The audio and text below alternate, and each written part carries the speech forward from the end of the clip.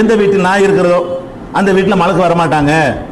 நாயிண்டா நாயின்னு கிடையாது, எந்த வீட்டில் எந்த உள்ளத்துல அர்த்தமா. நாயிண்டா நாய் குணம் அர்த்தமா.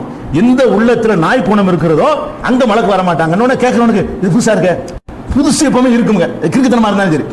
பழசை விட உயர்ந்த 1000 ரூபாய் சட்டை, பழைய சட்டை, 50 ரூபாய் சட்டை, புதிய சட்டை இது இருக்கு, 50 ரூபா இருக்கு, புதுசா இருக்குல்ல, அது 3 நாளைக்கு நிக்க, அது ஒரு விஷயம்.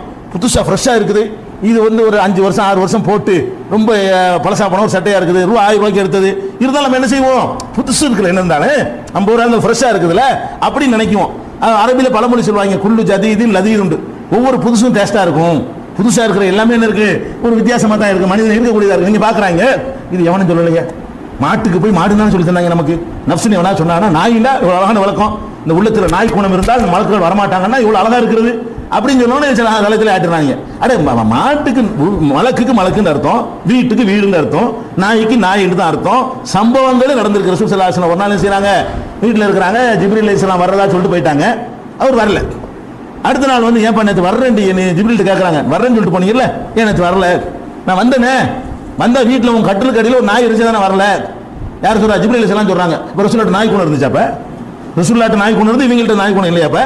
அப்ப நாய்க்கு நாய் குணம்னு அர்த்தமா, நாயின்னு அர்த்தமா? நாய் தான் அர்த்தம். இன்னென்ன காரியத்துக்கு நாய் வச்சுக்கலாம், இன்னென்ன காரியத்தை வைக்காது நாங்கள், அதுக்கு அர்த்தம்.